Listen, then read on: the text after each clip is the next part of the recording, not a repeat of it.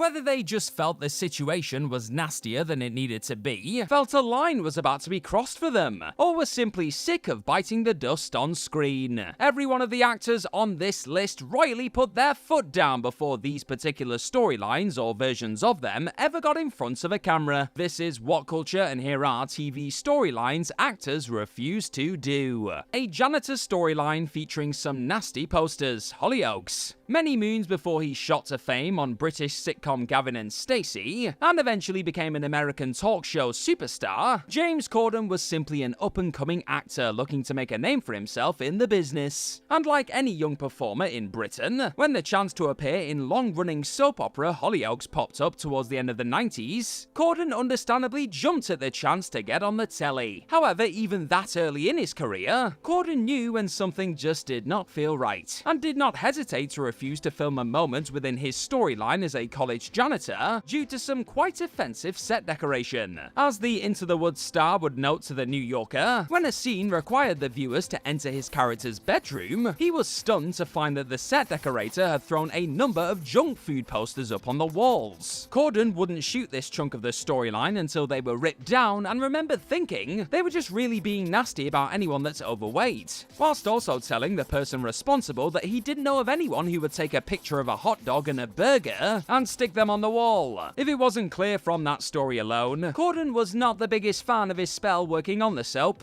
with the former Late Late Night host also telling the Liverpool Echo that his time on the Hollyoaks set back then was hell on earth. In other words, do not expect a Corden cameo on this show anytime soon. Saul becomes a murderer, Better Call Saul. Though Saul Goodman has been responsible for his fair share of death across both Better Call Saul and Breaking Bad, he never directly killed anyone with his own bare hands. But that almost happened in the show's 6th and final season, when Gene's true identity is found out by Marion, an elderly woman who befriended him. And when Saul realizes this, Marion attempts to call the police, prompting him to rip the phone cord out and threaten her. The situation is only diffused when Marion activates her life alert alarm, forcing Saul to flee the scene. However, according to Bob Odenkirk himself, writer Vince Gilligan originally had Saul indeed kill Marion at the end of the scene. But Odenkirk, affronted by the idea of murdering a screen legend of Carol Burnett's caliber, balked and jokingly claimed that he even planned to walk if Gilligan didn't change his mind, which evidently he did. Stringer Bell rests in urine. The Wire. Idris Elba gave a phenomenal performance as enterprising gangster Stringer Bell in The Wire, so fans were gutted to see him go when he was shot dead by brother Muzone and Omar Little in the late season 3 episode Middle Ground. But the show's creator David Simon originally had a more involved death scene planned for String, where after being shot and killed, Omar would urinate on Bell's corpse as the final humiliation. In a 2019 interview with The Hollywood Reporter, Elba revealed his reaction to this planned story beat. I told Simon it was absolute tragedy, that it was sensational, and that it wasn't going to happen. With Elba flat out refusing to play a pissed on dead body, Simon and the episode's writer George Pelekanos ultimately decided to rewrite the scene to remove Omar's final insult. On one hand, it certainly would have been consistent with Omar's characterization, but on the other, you can appreciate why Elba felt it was a little much. This would have definitely been a shocking death, but what's the most shocking death in TV history? I want to know what you think is in the comments section down below.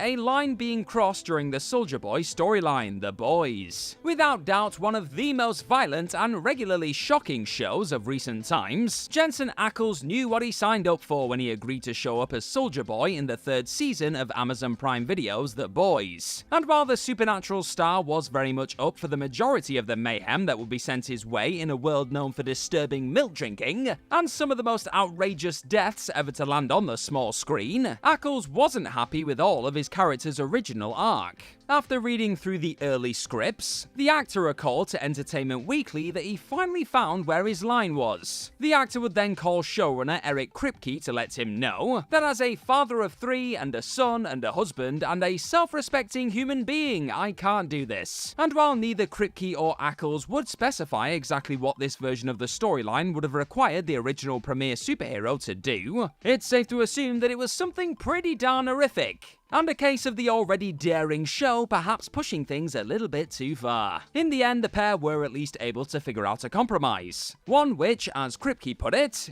got what I needed without him destroying his soul. Oh, that's good then. Davos crushes on Missandei, Game of Thrones. Though Game of Thrones cast members ultimately didn't have much say in dictating the direction of the show's underwhelming final season, actor Liam Cunningham, who played fan favourite Sir Davos Seaworth, pushed back hard against one of the proposed plots for his character. It was originally intended for Davos to develop romantic feelings for Daenerys Targaryen's friend and confidant Missandei. Cunningham flat out told the show's creators, "I'm not effing doing it," feeling that beyond the near 3-decade age gap between the two actors, it made no sense for Davos to be pining after younger women given the paternal relationship he showed towards several notable young female characters in the series. Between all of that and Davos having a wife and children in Westeros, something that the show conveniently forgot in later seasons, it's safe to say that Cunningham was 100% right to veto this icky subplot, which would have just given fans yet another thing to complain about. Cooper dates Audrey, Twin Peaks.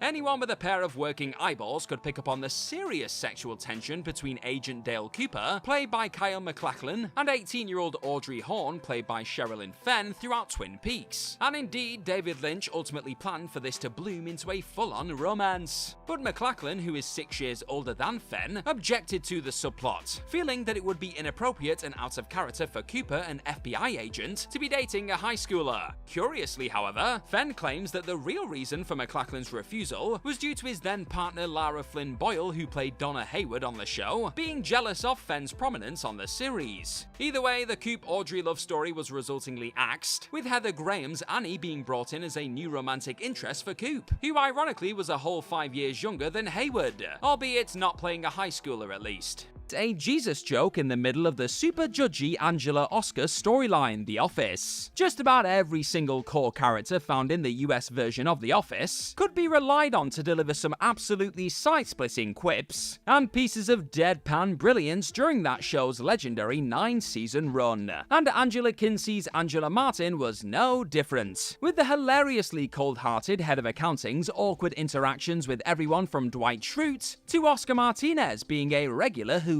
However, when it came to one specific storyline involving Angela and Oscar, the actor revealed recently on Rainn Wilson's Soul Boom podcast that she felt the need to put her foot down. With Angela being super judgy towards Oscar during the gay witch hunt episode, there was originally a joke written which required the Dunder Mifflin employee to use Jesus as a way of judging her gay co-worker. But with the actor not feeling good about the moment and knowing that this wasn't what Jesus represented to her, Kinsey soon told producer and showrunner Greg Daniels that she simply didn't want any part of this version of the script. The joke within the storyline was soon removed, a key moment which Kinsey felt helped keep the well-rounded character from becoming more of a stereotype. Now I've got a question for you. Who is your favourite character from the US Office? Is it Angela? Is it Michael Scott? Is it Dwight Schrute? You let me know exactly who is in the comment section down below. Elaine buys a gun, Seinfeld. Seinfeld had its fair share of provocative plotlines over the years, but one which was nixed during the rehearsal process was Elaine buying a gun. The Season 2 episode in question, tentatively titled The Bet, would have seen the gang bet on whether or not Elaine would buy herself a gun for protection. Most daringly, it was also set to feature a sequence where Elaine points a gun at her head and her stomach while referring to John F. Kennedy and William McKinley, two presidents who were assassinated by being shot in those respective areas. Staff writer Larry Charles said the episode was intended to probe the uptick in women buying guns in America in the late 1980s and early 1990s. However, upon reading the script during rehearsals, Julia Louis-Dreyfus refused to film it at all, a sentiment backed up by her fellow cast members, and even the episode's intended director said, "Guns are not funny, no matter what you say." Tara returns from the dead, Buffy the Vampire Slayer.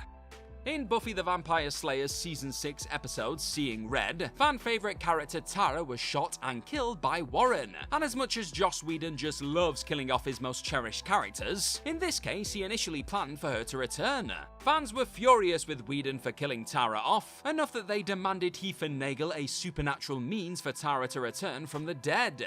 According to actress Amber Benson herself, Whedon realised that he had made a mistake, that he had been short-sighted, and so indeed resolved to bring Tara back. However, Benson ultimately decided against coming back for 2 reasons: scheduling and her lack of trust in Whedon doing the resurrection arc justice. She said in the book Into Every Generation a Slayer is Born how Buffy staked our hearts, but I didn't want to come back. He really wanted me to come back and we just couldn't come to an agreement on it. And most of that was my schedule. I just didn't feel super trusting of the situation. And I felt like people had already been really hurt by this, and I'm not the writer. I can't decide what's going to happen to this character. I don't have the reins. And so between the schedule and not really having 100% trust in what was going to happen and some other things, it just didn't work out. And that was that. Praying to Satan, American Horror Story. Over the course of her time on the frequent source of fright known as FX's American Horror Story, the great Kathy Bates has brought a number of compelling figures to life. After playing everything from a bearded lady to a murderous socialite though, the show's 8th season, Apocalypse, brought with it another challenge for the icon, playing a Satanist. This was quite the surprise for Bates, but an even bigger shock popped up when reading through the script she'd been sent for the upcoming season.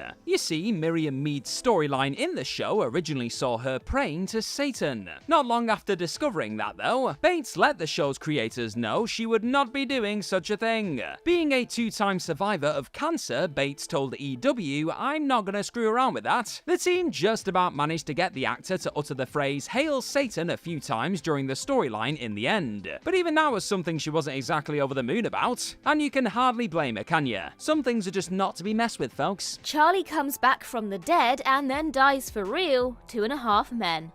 Charlie Sheen was fired from hit sitcom 2.5 Men at the end of its 8th season, at which point his protagonist Charlie Harper was replaced with a new lead. The 9th season's first episode revealed that Charlie was killed in a Paris subway accident, but it heavily implied that he was actually murdered by his obsessive stalker, Rose. When the show finally wrapped up with its 12th season a few years later, there was intense speculation about whether or not Sheen would return to bury the hatchet with the show's creator, Chuck Lorre. And as it turned out, Sheen was indeed invited back to reprise the role of Charlie, in a plot which would have seen him reveal that he was actually still alive. He'd then deliver a meta rant about his drug use and apparent invincibility before being killed off for real by a falling piano. Sheen wasn't interested in Lorre's idea for Charlie's return and swift re-exit, suggesting instead that his comeback be more heartwarming and provide a setup for a spin-off series. But Lorre was committed to his original idea, and so the scene was instead shot with a stand-in minus the planned rant. Sheen wasn't at all happy that Lorre still went through with the basic idea despite him rejecting it, calling Lorre immature and unevolved. The series' final moments certainly proved divisive with fans, many of whom decried Lorre for allowing his personal spat with Sheen to define the show's ending. The unnecessary appendectomy, MASH.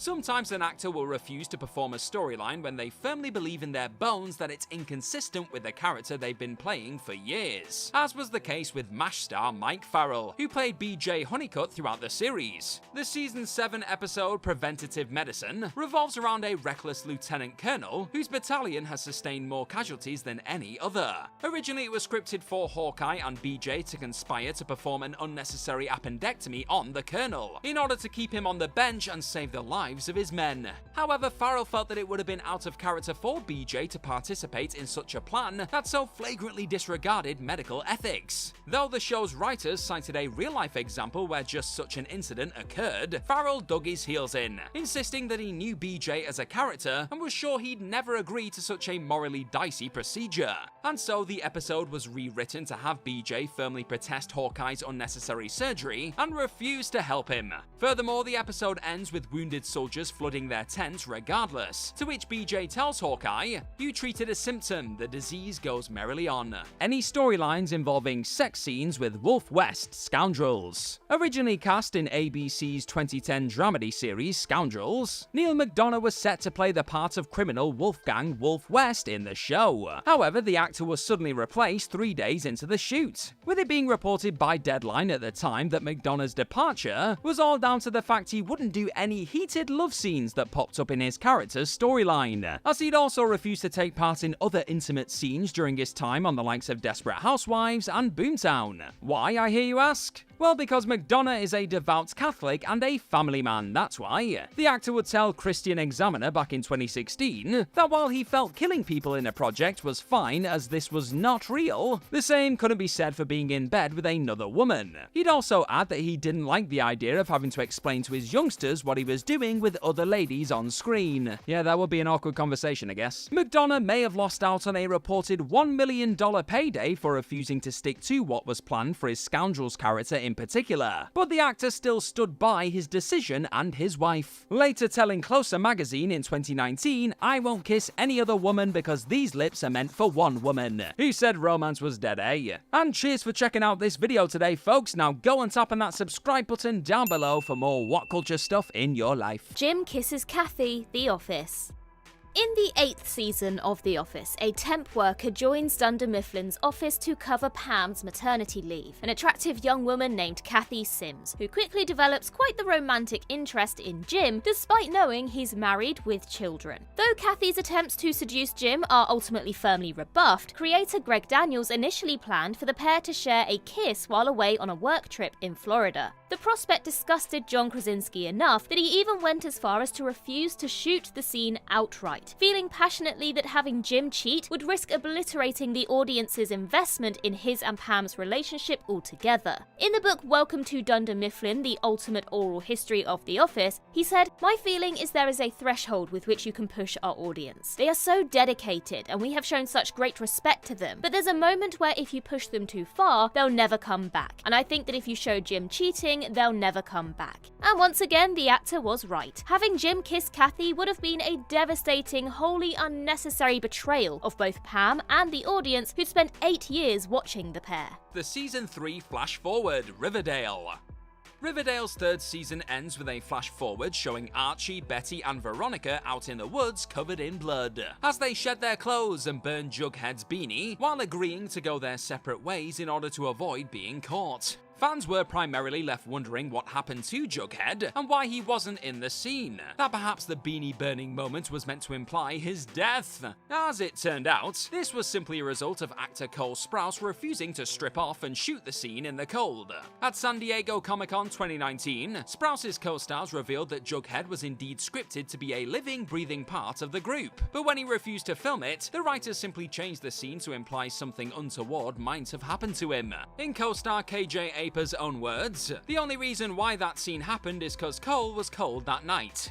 And the only reason we're here right now is because of lovely folks like you watching." So thanks very much for that, and if you like what you see, then tap that subscribe button down below. Any storylines involving Sean Bean dying, unspecified projects. After decades of playing the bloke who will almost always bite the dust in a big or small screen project, Sean Bean finally decided enough was enough. Most famously failing to make it out alive in the epic TV series Game of Thrones and legendary The Lord of the Rings big screen trilogy, Bean has died on screen more than just about any other actor on planet Earth. But in 2019, the star of the likes of Patriot Games, GoldenEye and Broken admitted to The Sun that he'd begun rejecting certain projects when the storyline involved his character inevitably being killed at some point. Bean just felt that folks had begun expecting his character to die whenever he was in a TV show or movie. So it was time to start surviving a little more just to keep things from getting too predictable. He even recalled having to convince the creators on one job to change their minds about killing him off, with the team instead just injuring him badly in the end. A lovely compromise. Hilariously, that refusal to take on a storyline involving his character's demise did not last too long though, with Bean eventually failing to survive for the staggering 25th time in 2023, this time in the BBC series World on Fire. Ah well, he tried. Raven comes out, Raven's home.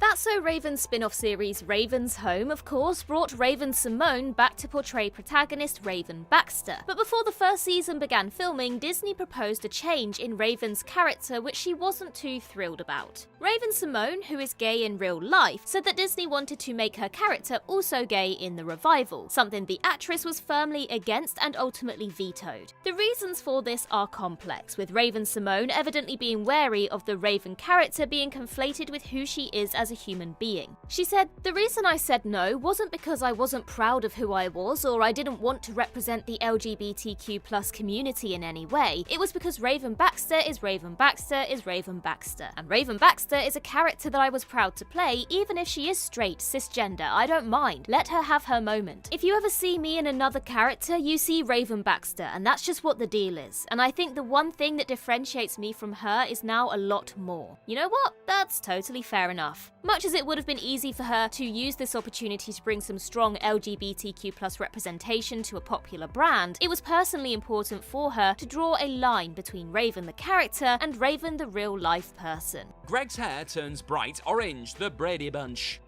The Brady Bunch's Season 6 finale, The Harebrained Scheme, would ultimately turn out to be the series' last ever episode, when ABC opted not to renew the legendary sitcom for Season 7. That proved rather unfortunate for actor Robert Reed, who portrayed family patriarch Mike Brady, and verbally objected to the content of what would unknowingly be the series finale. In the episode, Mike's son Greg's hair turns bright orange when he uses a non-FDA approved bottle of hair tonic, but Reed felt the storyline was stupid enough that he refused to appear in it, writing memos to the show's staff and studio Paramount telling them as much. As a result, series creator Sherwood Schwartz had Mike Brady conspicuously written out of the episode, with it being rather limply explained that he was just out of town. Hilariously though, Reed was actually on set when the episode was being filmed regardless. According to co-star Barry Williams, he hung around the set while the episode was being shot, grumbling about its idiocy. Amazing. The Doctor regenerates Doctor Who. No matter the version, each and every Doctor's storyline usually ends with that Time Lord's regeneration into another iteration of the legendary pilot of the TARDIS. But when the time came for the 6th Doctor, Colin Baker, to pass on the mantle and participate in that rather iconic transformation, this actor wasn't in a rush to play ball with the BBC. That Doctor's regeneration was set to go down in the show's 24th season, a season that was only commissioned with the promise of Baker being replaced as the star. So the actor was asked to return to complete a storyline for that season, which would end in the legend becoming Sylvester McCoy's version of the character. But rather than committing to a couple of weeks' work to film this handover, a hacked-off Baker who felt he had more to offer told folks at the BFI whilst promoting the Blu-ray release of Season 23 that he refused, seeing no reason to be nice to them. In the end, the call was made to just have McCoy pretend to be Baker for the transformation,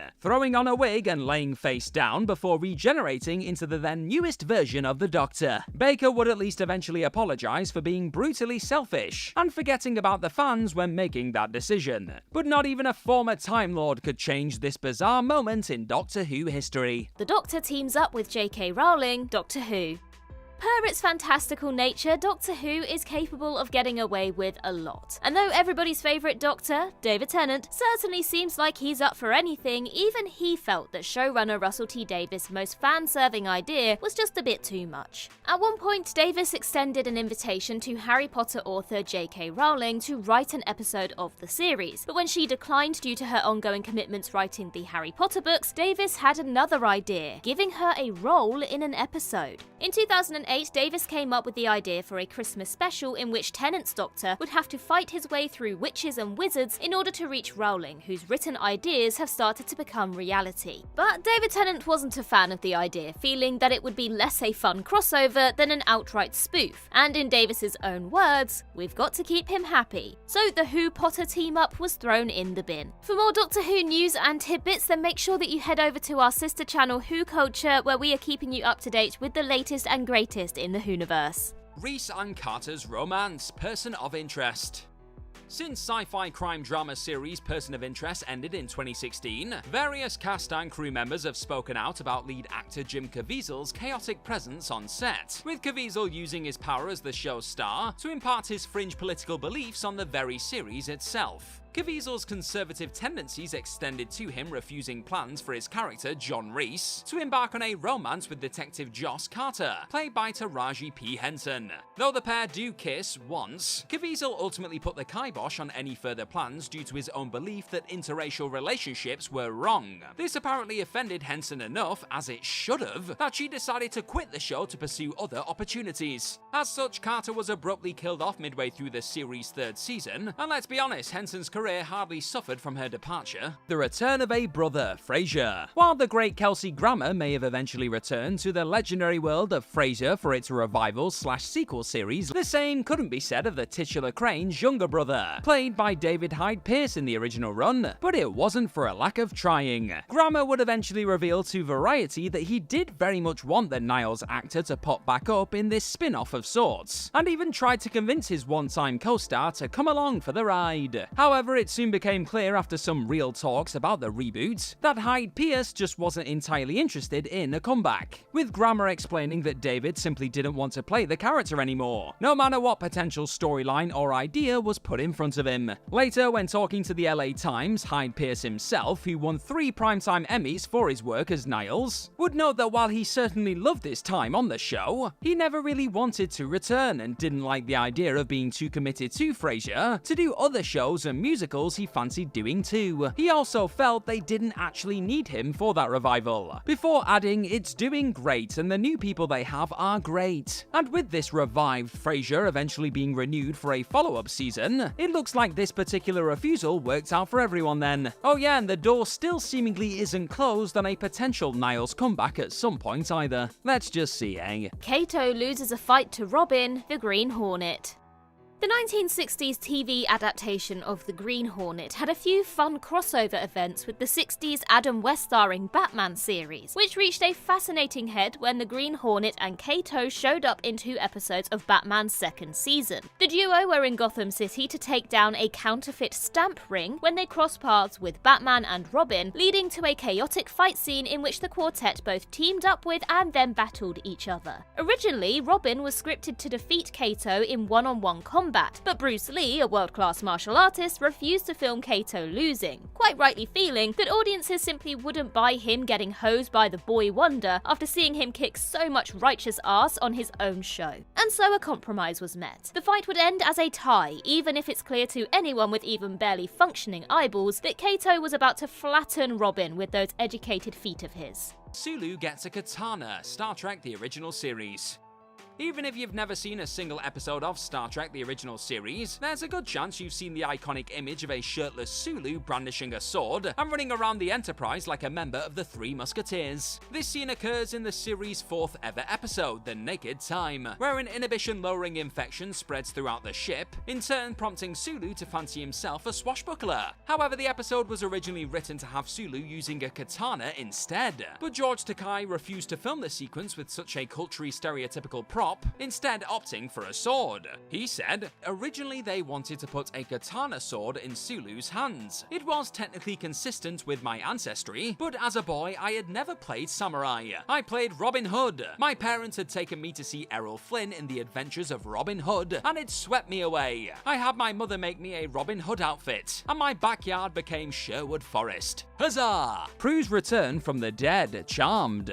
Speaking of actors who turned down the chance to appear in a TV storyline which would have seen their character make a long-awaited return to a series, Shannon Doherty coming back to the Charmed universe was once discussed too. After playing one of the central trio of Halliwell sisters, Prue, during the first 3 seasons of the original hit fantasy show, Doherty left Charmed after being killed off in season 3, a move reportedly caused by the actor clashing with co-star Alyssa Milano behind the scenes. But when the series was coming to its end in 2006, Doherty was actually offered the chance to return to the role. However, when talking about that potential comeback in a Q&A later down the road, the actor would reveal that she refused to appear in that time-traveling finale because she didn't feel the storyline presented to her felt authentic or true to the character. That, along with the fact she felt the way she was written to return didn't contain anything interesting and good, all ultimately contributed to Doherty giving this finale appearance a hard pass. Put simply, Doherty, ironically, was not charmed by what was presented to her. Chandler cheats on Monica, Friends.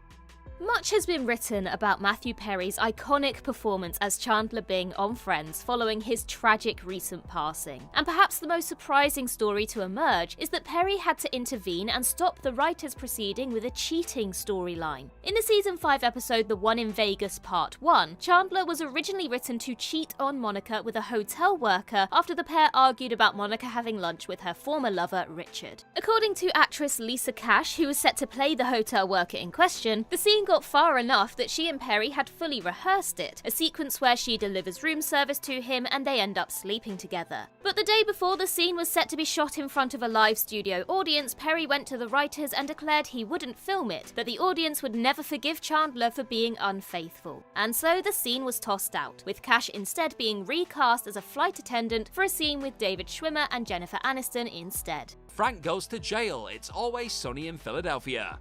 Just a bit of a content warning for you, sexual assault will be mentioned here. It's honestly tough to picture the It's Always Sunny gang turning down any proposed storyline, because they seem basically game for anything. But there was one quote-unquote planned episode, which impressively went too far for the great Danny DeVito. In a 2022 interview with IndieWire, DeVito revealed that, earlier in the show's run, stars Rob McElhenney, Glenn Howerton, and Charlie Day sent him a script where his character, Frank Reynolds, goes to jail for trying to pick up a hooker and is repeatedly raped by the prison's various cliques, including the cops themselves. DeVito was immediately startled by this storyline and called up his lawyer to turn it down, but as he soon learned, he was actually just being bamboozled. In his words, "Then I got to the end of the script and the last guy that nailed me leans in. While Frank is now laying on the ground, his face is on the ground. He's been F-worded by every, well, you know. And the guy leans down and he says April Fool's B-word. And I realized it was April 1st. They wrote this script in order to break my balls. I called them up. They were all on the call laughing their asses off. And then we went and did some other crazy show.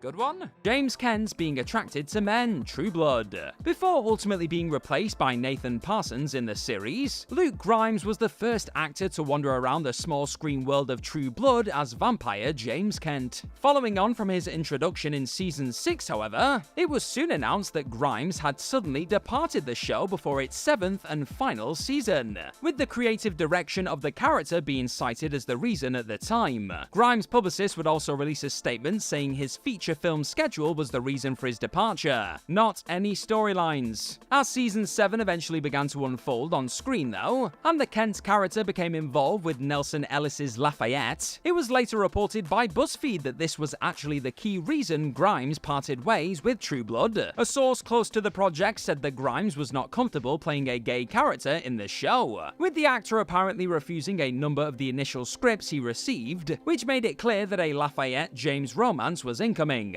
He'd then counter by saying he'd still be up for continuing on in the role if Lafayette was into him, but the feeling wasn't mutual, and would also reportedly tell the creators that he wasn't willing to be involved in any same-sex kissing or sex scenes. In the end, the writers quite rightly refused to change things to suit Grimes, with Parsons stepping in instead and doing a great job in the role for that final slice of blood-sucking drama. Jill dies, Home Improvement. Beloved sitcom Home Improvement came to an end with its 8th season after Patricia Richardson, who played the wife of protagonist Tim Taylor, decided that she'd devoted enough years of her career to the show. Network ABC didn't simply take no for an answer though, offering Richardson an eye-watering $25 million to return, but she held firm and refused. According to Richardson herself, ABC was so desperate to keep the show going though that they then turned to Tim Allen and proposed a 9th season in which Tim was forced to cope with his wife's death. Allen was reportedly offered as much as $50 million for season 9, yet he sensibly knew when enough was enough, and given that his and Richardson's chemistry formed the show's very foundation, it would have been disastrous to continue without her. Eric or Tammy has an affair, Friday Night Lights. One of Friday Night Lights' dramatic pillars was the firm relationship between high school football coach Eric Taylor and his wife Tammy, enough that actors Kyle Chandler and Connie Britton made a pact during the show's tenure. They'd never agree to do an infidelity storyline. Speaking on Entertainment Weekly's Binge podcast back in 2017, Britton said, "We were like, we're never letting the writers have us have an affair. If they try to do it, we're not gonna do it. And we told them so." This is a rare instance of actors preempting the creative process entirely and heading it off at the pass, by flat out telling the writers not to get any funny ideas before they even do. And given that having one of the Taylors cheat would have likely been a disaster for the series, it's tough to argue with their perspective in the slightest. Good for them!